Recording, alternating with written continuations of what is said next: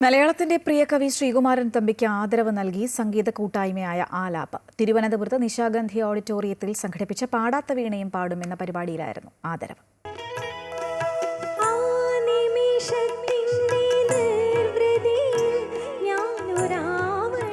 നിശാഗന്ധിയിൽ സംഘടിപ്പിച്ച സംഗീത നിശ കാതിന് വിരുന്നായി.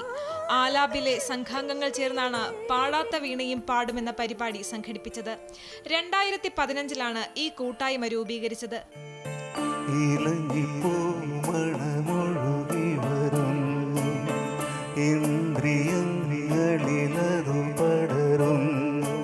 പാടാൻ താല്പര്യമുള്ള, സംഗീതത്തോട് വളരെ അഭിനിവേശമുള്ള ചെറിയൊരു സുഹൃത്ത് കൂട്ടായ്മയാണ്.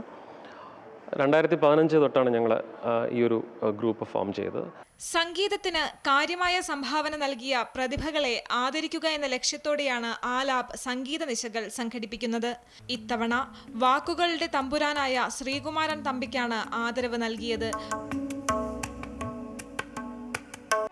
താരകയോ നീലത്താമരയോ നിൻ താരണി കണ്ണേ കതിർച്ചൊരിഞ്ഞു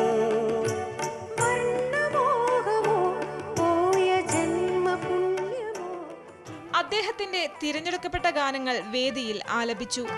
ചന്ദനത്തിൽ കടഞ്ഞെടുത്തൊരു സുന്ദരി ശില്പം. പരിപാടിയിൽ നിന്നും ലഭിക്കുന്ന തുക കൊണ്ട് ജീവകാരുണ്യ പ്രവർത്തനങ്ങളും ആലാപ് നടത്താറുണ്ട്.